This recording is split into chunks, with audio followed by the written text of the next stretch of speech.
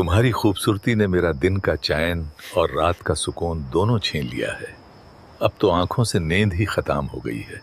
ये नहीं हो सकता। आप ये तो सोचो, मेरे साथ क्या बेहतरी होगी, लोग क्या सोचेंगे।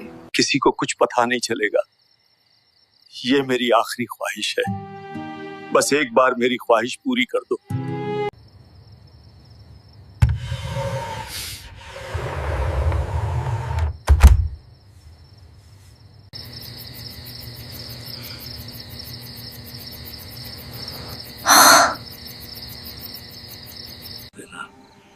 देखो, बस एक बार, उसके बाद आप मुझे कभी कुछ नहीं कहेंगे। मुझसे भी रहा नहीं जा रहा। आज तो मेरी हालत खराब हो गई। आइंदा जिम में इतना जोर लगाने को मत कहना। मेरे प्यारे दोस्तों, सोमपाल ने 19 साल की रेणु के साथ कैसे ताल्लुक जोड़ा।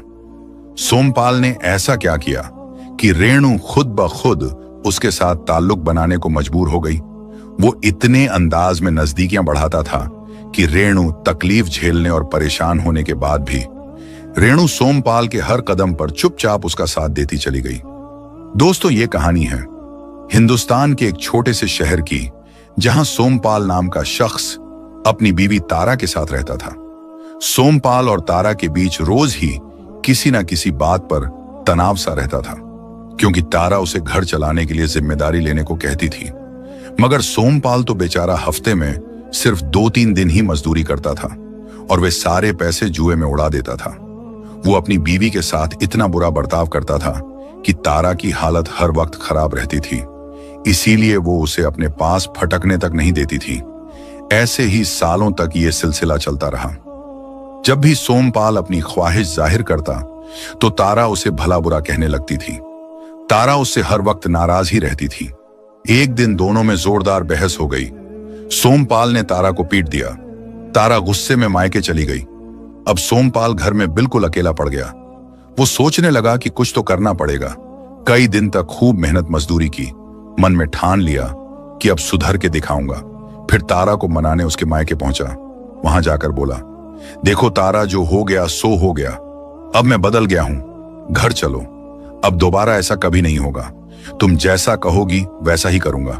दोस्तों, मगर तारा फिर भी मानने को तैयार नहीं हुई। बोली, मुझे तुमसे तलाक चाहिए। तुम जिसके साथ रहना चाहो रहो, मैं किसी और के साथ रहूंगी। तुम अपना देखो। सोमपाल उदास होकर वापस लौट आया। ऐसे ही 5-6 महीने और गुजर गए। अकेलापन उसे अंदर से खाने लगा। एक दिन वो फिर गया और अपने सास ससुर की बहुत मिन्नतें की, लेकिन तारा ने साफ इनकार कर दिया। इसी तरह 2 साल गुजर गए। एक दिन सोमपाल ने अपने पुराने दोस्त को बुलाया। बोला, यार, कोई रिश्ता ढूंढो, अब मुझे दूसरी शादी करनी है। घर काटने को दौड़ रहा है। दोस्त ने कहा, चिंता मत कर, 1 महीना दे, मैं तेरे लिए अच्छा सा रिश्ता ढूंढ लाऊंगा। दोस्तों, इतना कहकर वो चला गया और सिर्फ 20 दिन में एक विधवा औरत का रिश्ता लेकर वापस आया। सोमपाल से बोला, यार, मैंने तेरे लिए जबरदस्त रिश्ता ढूंढा है। इसका पति 4-5 साल पहले मर चुका है, लेकिन 19 साल की एक बेटी रेणु है। तुझे उसकी भी पूरी जिम्मेदारी लेनी पड़ेगी। उसकी शादी भी करानी पड़ेगी। अगर ठीक लगे तो कर ले। लड़की बहुत सुंदर और समझदार है। सोमपाल ने कहा, कोई बात नहीं यार, हम उसकी शादी भी करा देंगे। लड़की की माँ अच्छी है ना। दोस्त बोला, अरे वो तो नंबर 1 है, चलकर देख ले। फिर दोनों उस औरत के घर गए। वहां जाकर देखा तो रेणु सच में बहुत खूबसूरत थी। उसकी माँ मधु भी बहुत आकर्षक थी।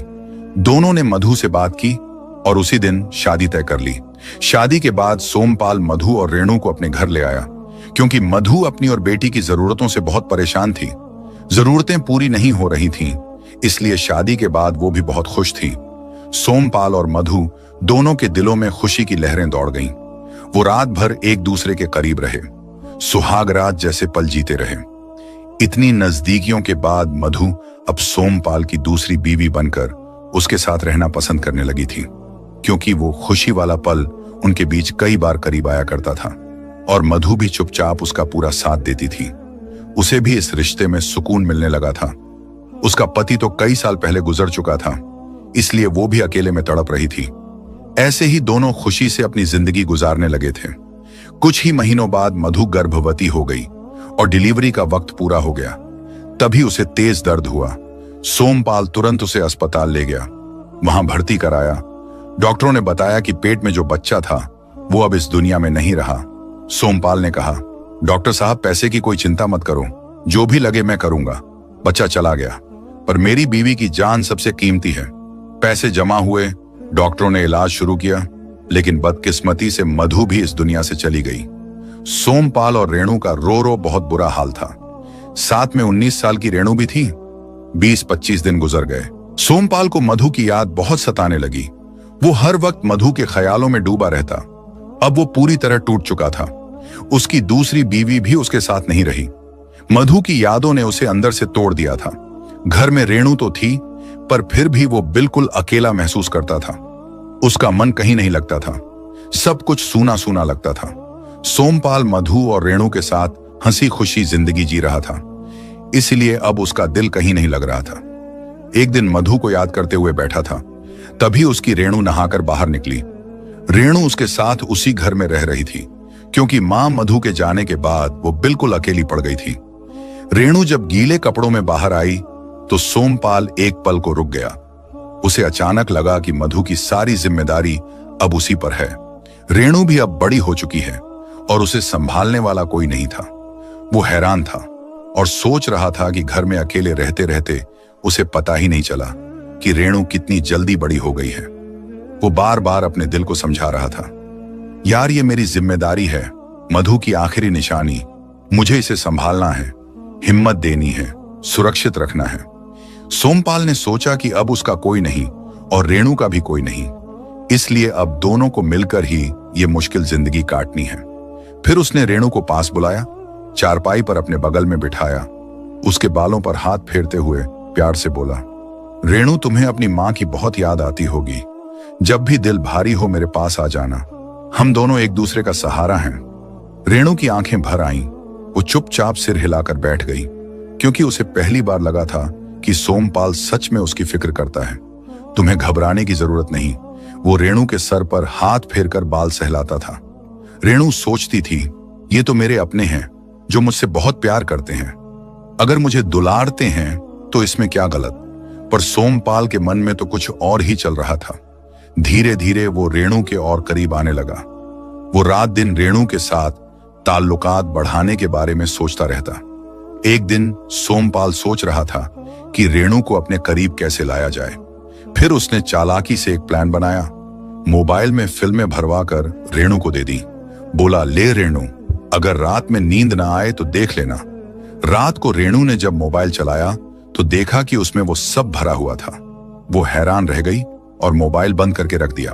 सुबह चुपचाप सोमपाल को लौटा दिया और अपने कमरे में चली गई। अगले दिन सोमपाल ने उसे अपने पास बिठाया और बोला, देख रेणु, आज नहीं तो कल ये सब तो तुझे सीखना ही पड़ेगा। जब कहीं शादी होगी तो काम आएगा, बहुत दिक्कत होगी, पर इससे पहले ध्यान से देख और सीख ले। ये कोई गंदी बात नहीं, तेरी मां इस मामले में बहुत परफेक्ट थी। रेणु ने गुस्से में मोबाइल फेंक दिया और कमरे में चली गई, लेकिन सोमपाल ने हिम्मत नहीं हारी। वो रोज मोबाइल दिखाने लगा। रेणु बार बार मना करती, दूर भागती, पर यह सिलसिला रोज चलने लगा। कब तक भागती रेणु? आखिर वो भी जवान लड़ती थी। फिर उसने भी धीरे धीरे साथ बैठकर फिल्में देखनी शुरू कर दी। धीरे धीरे रेणु भी मोबाइल देखने लगी। एक दिन सोमपाल ने उसे फिर पास बुलाया। दोनों साथ बैठकर वही मोबाइल देखने लगे। फिर अचानक सोमपाल ने रेणु के हाथ को अपने हाथ रखा और धीरे धीरे सहलाने लगा। उसके बालों में हाथ फेरते हुए वो उसके माथे को छूमने लगा, लेकिन रेणु ने उसे रोकते हुए कहा, ये आप क्या कर रहे हो? हमें ऐसा कुछ नहीं करना चाहिए। लेकिन सोमपाल नहीं माना। उसने उसके साथ इसी तरह सिलसिला चलता रहा। अब रेणु भी सोमपाल का साथ निभाने लगी। अगर वो साथ न देती तो और क्या करती। अब तो रेणु धीरे धीरे सोमपाल के साथ पूरी तरह जुड़ गई थी। दोनों का ये खेल करीब 2 साल तक चलता रहा। फिर जब रेणु 20 साल की हुई, एक दिन वो बाहर से पानी ला रही थी। वही मोहल्ले की 3-4 औरतें पानी भर रही थीं। उन्होंने उसे देख लिया कि रेणु का पेट भरा भरा दिख रहा था। उन्हें शक हुआ और उन्होंने रेणु को अपने पास बुलाया। जब रेणु का पेट देखा तो पता चला कि वो कम से कम 6-7 महीने की। जब औरतें रेणु का पेट देखकर हैरान हुई तो उन्होंने पूछा, रेणु ये कैसे हो गया? रेणु शर्मा गई, कुछ नहीं बोली। बात इतनी फैल गई कि गांव के सरपंच भी आ गए। सब मिलकर रेणु से पूछने लगे, लड़की ये सब क्या है? पूरे गांव को तू बदनाम कर रही है। किसके साथ तूने ये सब किया? कौन है वो? रेणु डर गई और फूट फूट कर रोने लगी। सरपंच ने कहा, डरो मत, जो हुआ है वो बताओ। तभी पुलिस को बुलाया गया। पुलिस आ गई और रेणु को साथ लेकर थाने चली गई। थाने में पुलिस वालों ने बड़े तेवर दिखाए, धमकाया। रेणु डर के मारे रोती रही। धीरे धीरे उसने सब कुछ बताना शुरू किया। कैसे सोमपाल वीडियो लाता था, उसे दिखाता था। कैसे दोनों साथ बैठकर वो सब करते थे जैसे फिल्मों में दिखाते हैं। रेणु का दर्द सुनकर सब लोग हैरान और दुखी हो गए। पुलिस वाले भी हैरान रह गए। जब ये बात पूरे मोहल्ले में फैली कि सोमपाल ने रेणु के साथ ऐसा किया है, तो सबके पैरों तले जमीन खिसक गई। लोगों को यकीन ही नहीं हुआ कि कोई ऐसा कर सकता है। उस घर का नाम पूरी तरह दागदार हो गया। फिर पुलिस ने सोमपाल को पकड़ लिया और जेल भेज दिया। कोर्ट ने उसे उम्र कैद की सजा सुना दी ताकि कोई आगे ऐसी हिम्मत न कर सके। उसके बाद रेणु घर में अकेली रहने लगी। कुछ दिनों बाद रेणु के पेट में दर्द हुआ। पड़ोस की औरत ने अपने पति के साथ मिलकर रेणु को अस्पताल पहुंचाया। वहां उसने एक बेटे को जन्म दिया। फिर वो अपने बेटे को लेकर घर में रहने लगी। मोहल्ले वाले उसे ताने मारते, चिढ़ाते। एक दिन रेणु ने तंग आकर इस दुनिया को छोड़कर जाने का फैसला कर लिया। बेटे को घर में छोड़ दिया और जंगल में पेड़ पर रस्सी लटकाई। जैसे ही रेणु ने रस्सी गले में डाली, तभी मोहल्ले के रविंद्र ने देख लिया। वो जोर से चिल्लाया और दौड़कर रेणु को पीछे से पकड़ लिया। रस्सी छीनकर फेंक दी। बोला, ये क्या करने जा रही थी तू, पागल लड़की? रेणु फूट फूट कर रोने लगी और रविंदर को अपनी सारी दास्तान सुनाई। रविंदर उसे गले से लगा लिया। उसकी पीठ सहलाते हुए बोला, चल मेरे साथ, आज से तू मेरे घर रहेगी। मैं तेरे बेटे को भी अपने घर में रखूंगा। कोई कुछ बोलेगा तो मैं देख लूंगा। रविंदर 40 साल का मजदूर आदमी था। उसकी बीवी साल भर पहले किसी और के साथ भाग गई थी। घर में 2 छोटी बेटियां थीं। वो दिन रात मेहनत करता, बेटियों को पालता, लेकिन घर में औरत की कमी हर वक्त खलती थी। जब रविंदर रेणु और उसके बच्चे को घर लाया तो उसकी बेटियां पहले तो हैरान रह गईं, लेकिन रविंदर ने उन्हें गोद में उठाया और बोला, देखो बेटियों, आज से हमारे घर में एक नई मेहमान आई है और ये तुम्हारा छोटा भाई। आज से हम सब एक परिवार हैं। उसने रेणु को अलग कमरा दिया, बच्चे के लिए पालना बनवाया। सुबह सबसे पहले बच्चे को गोद में लेता, दूध गर्म करता, रेणु के लिए चाय बनाता। शाम को थककर लौटता तो सबसे पहले बच्चे को कंधे पर बिठाकर घुमाता।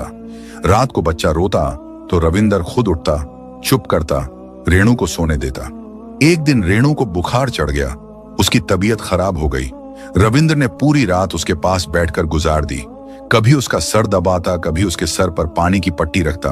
उसकी बहुत खिदमत की। ये देखकर रेणु बहुत मुतासिर हुई और उसके दिल में भी रविंद्र के लिए लगाव सा पैदा हो गया। लेकिन रविंद्र ने रेणु की तरफ कभी गलत नजर से नहीं देखा। बस इतना पूछता, खाना खाया? तबीयत ठीक है? धीरे धीरे घर में हंसी लौट आई। रविंद्र की बेटियां रेणु के पास खेलती, उसके बच्चे को खिलाती थी। 8-9 महीने बाद एक दिन सरपंच रविंद्र के घर गया और बोला, रविंद्र, रेणु अब ठीक है। पड़ोस के गांव में एक अच्छा लड़का है, 25 साल का। उसकी बीवी मर चुकी है, कोई बच्चा नहीं। मैं रेणु की शादी उसी से कराना चाहता हूं। तुम्हारी क्या राय है? वो उसके बेटे को भी अपना लेगा। रविंद्र ने सिर झुका लिया। उसकी आंखें नम हो गईं, आवाज कांप गई। जैसी सरपंच जी की मर्जी। घर में अंदर लौटा तो चुपचाप कोने में बैठ गया। आंखें लाल थीं। रेणु सब सुन चुकी थी।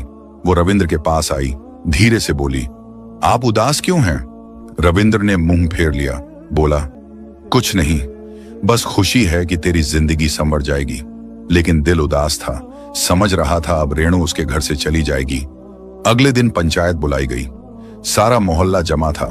सरपंच ने सबके सामने कहा, रेणु की शादी हम उस लड़के से कर रहे हैं। किसी को कोई ऐतराज तो नहीं? सबने एक जुबान में कहा, सरपंच साहब, हमें खुशी है इस बात की, किसी लड़की का घर बस जाए। रेणु चुपचाप खड़ी थी, फिर अचानक आगे बढ़ी। सरपंच के सामने खड़ी हो गई। आंखें नम थीं, पर आवाज में हिम्मत थी।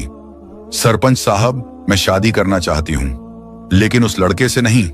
सब सन्न रह गए। सरपंच ने पूछा, तो किससे? रेणु ने रविंद्र की तरफ देखा, फिर बोली, मैं रविंद्र से शादी करूंगी। पंचायत में खलबली मच गई। रविंद्र के पैरों तले जमीन खिसक गई। सरपंच ने कहा, लेकिन बेटी, वह तो उम्र में तुमसे बहुत बड़ा है।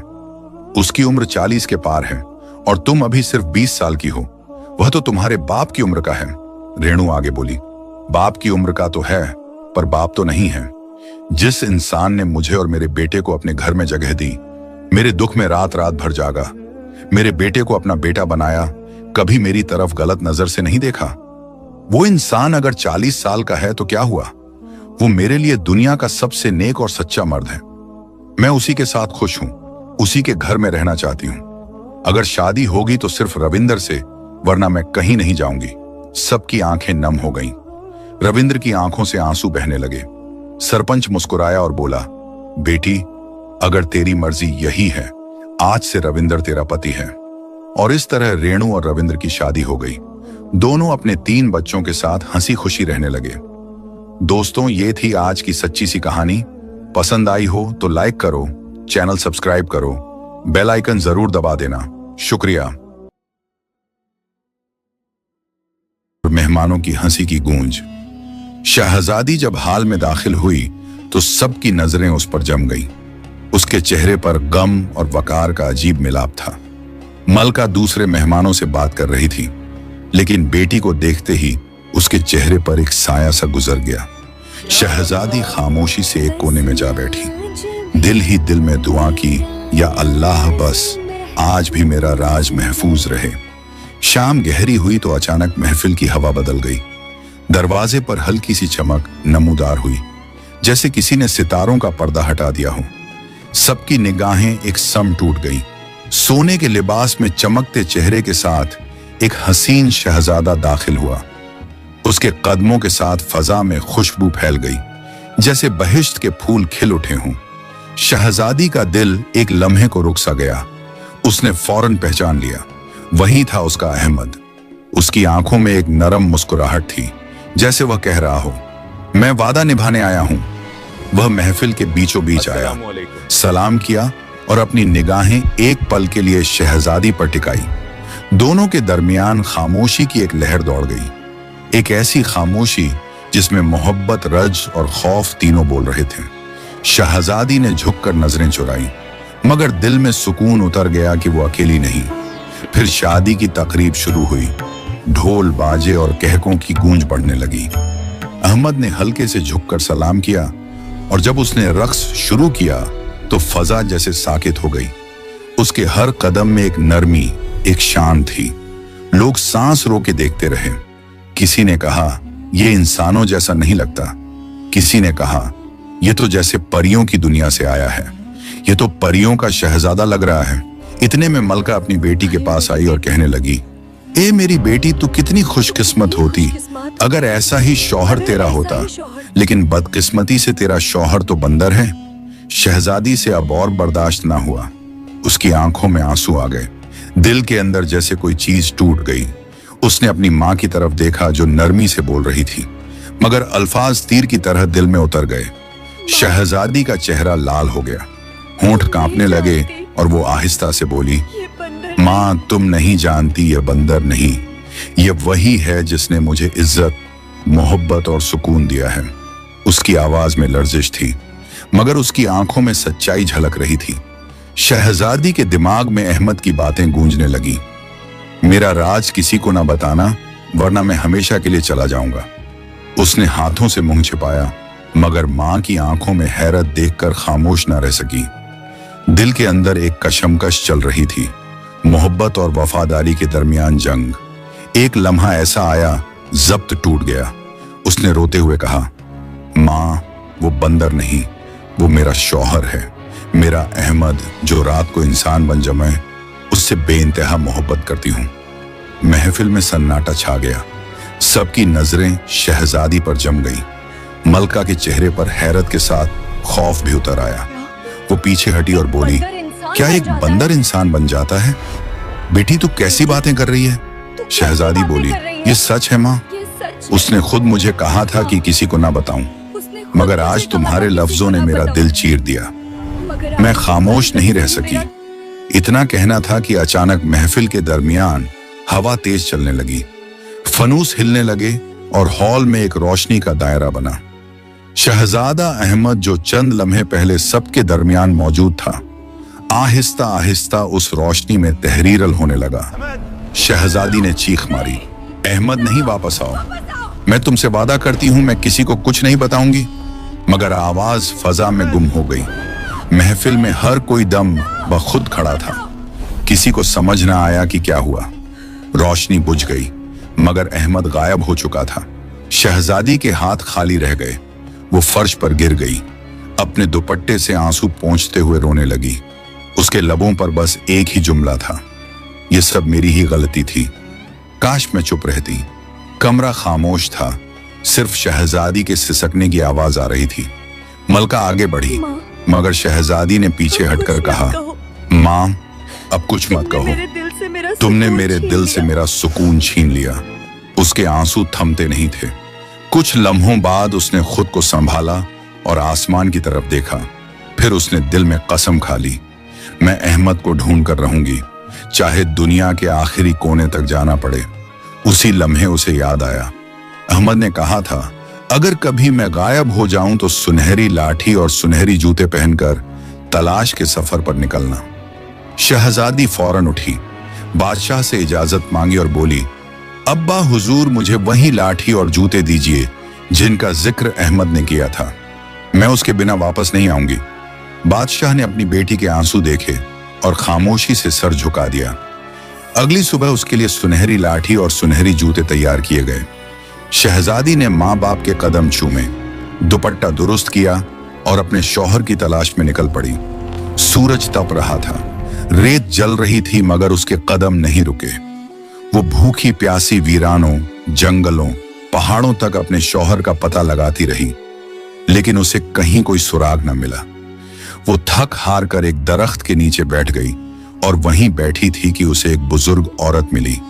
वो कहने लगी, बेटी तू इतनी परेशान क्यों है? शहजादी ने सारा वाकया उस बुजुर्ग औरत को बताया। उसने उसे मशवरा दिया, फला जगह पर एक मिट्टी की कोठी है, उसमें एक अल्लाह वाले बुजुर्ग रहते हैं, वही तेरे शौहर को ढूंढ सकते हैं, जा तू उनके पास जा। शहजादी सफर तय करती हुई उस कोठी में पहुंची। अल्लाह वाले अपनी इबादत में मशगूल थे। वो जाकर पास बैठ गई और कहने लगी, ए बुजुर्ग, आपने मेरे शौहर को कहीं देखा? बुजुर्ग अपनी इबादत से फरग हुए और फौरन जवाब दिया, नहीं बेटी, मैंने तेरे शौहर को कहीं नहीं देखा, लेकिन मुझसे भी ज्यादा पहुंचे हुए बुजुर्ग तुझे अगली कोठी में मिलेंगे, तू वहां जा। शहजादी आंखों में आंसू लिए सफर तय करती हुई अगली कोठी में जा पहुंची और सारा वाकया उस बुजुर्ग को सुना दिया। उस बुजुर्ग ने भी कहा, बेटी मैं कुछ नहीं कर सकता, मुझसे भी बड़े बुजुर्ग आगे की कोठी में हैं, तू वहां जा। शहजादी आंखों में आंसू लिए अगली कोठी में पहुंची और वहां पर भी बुजुर्ग को सारा माजरा सुनाया और कहने लगी, आपने कहीं मेरे शौहर को देखा है? उसके लहजे में इतनी बेबसी थी कि बुजुर्ग कुछ लम्हों के लिए खामोश रहे। उन्होंने शहजादी के चेहरे पर सफर की थकान, कपड़ों पर धूल और आंखों में उम्मीद और दर्द का मिलाप देखा। फिर धीरे से बोले, बेटी तेरा दिल बहुत सच्चा है, मोहब्बत ऐसी ही होती है, दुख सहकर भी अपने वादे को निभाती है। शहजादी के आंसू बहने लगे। उसने कहा, बाबा जी, मैंने जंगलों, पहाड़ों, दरियाओं सब जगह ढूंढा, मगर वह कहीं नहीं मिले। बुजुर्ग ने नरम लहजे में जवाब दिया, बेटी सब्र कर, हर जद्दोजहद का अंजाम खुशी होता है। कभी कभी नसीब के रास्ते आंखों से नहीं दिल से दिखाई देते हैं। फिर उन्होंने अपनी लाठी जमीन पर ठोकी तो फजा में हल्की सी रोशनी फैल गई। बेटी, मुझे तेरे शौहर के बारे में पता है, वो इस वक्त एक जालिम आदमखोर की कगैद में है। शहजादी चौंक उठी, क्या वाकई वो जिंदा है? हाँ, बुजुर्ग बोले, मगर एक दरिया के उस पार एक अंधेरी गुफा में, वहां आम इंसान का पहुंचना आसान नहीं। शहजादी के चेहरे पर उम्मीद की किरण उभरी। बाबा जी, बस मुझे वहां पहुंचा दीजिए, चाहे जान भी चली जाए, मैं उसे ढूंढ कर रहूंगी। बुजुर्ग ने आह भरी, बेटी मैं खुद उड़कर जा सकता हूं, मगर तुझे अपने परों पर बिठाऊं तो डर है कहीं गिर ना जाए, शहजादी ने रोते हुए कहा। फिर बुजुर्ग ने जल्दी से अपने पर फैलाए और कमर पर शहजादी को बिठाया और उड़ने लगे। तेज रफ्तार के बाद अल्लाह वाले बुजुर्ग उसे दरिया के पार ले गए और एक झरने के पास उतार दिया और बुजुर्ग वहां से गायब हो गए। अभी शहजादी को खड़े कुछ ही देर हुई थी कि एक आदमी गौर शोर मचाता हुआ एक दरख्त से बाहर निकला और खुशियां मनाने लगा कि आज मुझे एक आदमजाद खाने को मिलेगा। फिर उसने जल्दी से शहजादी को गोद में उठाया और वहीं गुफा में ले गया जहां पर शहजादा कैद था। जब शहजादे ने अपनी शहजादी को देखा तो वह हैरान रह गया। उसकी आंखों में आंसू रुकने का नाम नहीं ले रहे थे, लेकिन वो बोल नहीं पा रहा था क्योंकि वो आदमखोर से डरता था। गुफा की फजा में अंधेरा फैला हुआ था। दीवारों पर मशालों की मध्यम रोशनी झिलमिला रही थी। शहजादा अहमद जंजीरों में जकड़ा हुआ बैठा था। चेहरा कमजोर मगर आंखों में मोहब्बत की चमक बाकी थी। अचानक जब उसकी नजर शहजादी पर पड़ी तो दिल जैसे धड़कन भूल गया। वो अपनी कैद भूल गया, अपना दर्द भूल गया। बस एक नजर उस चेहरे पर डालकर दिल भर आया। शहजादी का हाल भी कुछ कम न था। वो मिट्टी, धूल और आंसुओं में लिपटी हुई हाथ जोड़कर दुआ मांग रही थी कि काश वो अपने शौहर तक पहुंच पाए। जब दोनों की नजरें टकराई तो लम्हे भर के लिए वक्त रुक गया। शहजादा चाहकर भी पुकार ना सका। डर था कि कहीं आदमखोर जाग ना जाए। वो सिर्फ अपनी आंखों से कह रहा था, मैं यहां हूं मेरी जान, खामोश रहना, हिम्मत ना हारना। फिर शहजादे ने आहिस्ता से अपनी वही तस्वीर निकाली जो उसके गले में बंधी रहती थी और उसे एक मिट्टी के घड़े में छुपा दिया। दूसरी तरफ गुफा के दूसरे कोने में शहजादी कैद थी। हवा में नमी और खामोशी का बोझ था। वो थकी मांदी पानी के किनारे बैठी थी कि अचानक उसकी नजर बहते हुए घड़े पर पड़ी। उसने हैरत से घड़ा उठाया, ढक्कन खोला तो अंदर वही जादुई तस्बीह जगमगा रही थी। आंसू खुशी के बाहर निकले, लबों पर दुआ आई, मेरे रब यह तस्बीह अहमद की है, वो जिंदा है, वो यही है। शहजादी ने घड़े को सीने से लगा लिया। दिल की धड़कन तेज हो गई। उसने गुफा के अंधेरे में कदम बढ़ाए, हर कोने को छाना, हर दरार में झांका। आखिरकार एक जंजीरों से बंधे शख्स पर रोशनी पड़ी। वही चेहरा, वही निगाहें, वही सुकून। जब उनका आमना सामना हुआ तो उन्होंने एक दूसरे को पहचानने से इनकार करने का नाटक किया ताकि उस आदमखोर को पता न चल जाए। लेकिन वो आदमखोर बेहद चालाक था। उसे शक पड़ गया कि ये हो ना हो मियां बीवी हैं। मैं भी इनके साथ अनजान बनकर नाटक करता हूं और फिर दोनों को खा जाऊंगा, उसने मन में सोचा।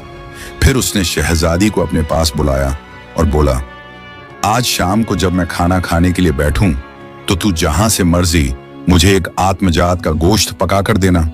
अगर तू ना पका सकी तो मैं तुझे ही खा जाऊंगा। यह सुनकर शहजादी की रूह कांप गई। इतना बोलकर आदमखोर वहां से चला गया। तब शहजादा शहजादी के पास आया और कहने लगा, तुम क्यों उदास हो, क्या सोच रही हो? शहजादी ने आदमक की लालच भरी हरकत के बारे में शहजादे को बताया। शहजादा बोला, बस इतनी सी बात, तुम चुप रहो, मैं इसका इंतजाम करता हूं। फिर शहजादा धीरे धीरे गुफा से निकला और एक हिरण का शिकार करके वापस लाया। छोटे छोटे टुकड़ों में बोटियां उठी और शहजादी ने सालन बनाया और शाम को शहजादा छिप गया। जब आदमखोर आया तो शहजादी से बोला, जो मैंने तुझे काम सौंपा था क्या तूने वह पूरा किया या नहीं? शहजादी बोली, हाँ, मैंने आपके लिए गोश्त बना दिया है। आदमखोर सोच में पड़ गया कि यह लड़की ऐसे कैसे कर सकती है, जरूर इसके शौहर ने ही इसकी मदद की होगी।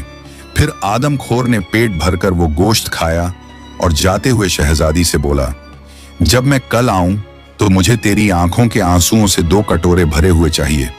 अगर तू यह ना कर सकी तो मैं कल तुझे खा जाऊंगा। इतना कहकर वह चला गया। शहजादी ने 2 कटोरे उठाए और बैठकर रोने लगी ताकि रोते रोते यह बर्तन भर जाए, लेकिन ऐसा ना हो सका। शहजादा फिर धीरे से शहजादी के पास आया और बोला, अब क्या परेशानी है?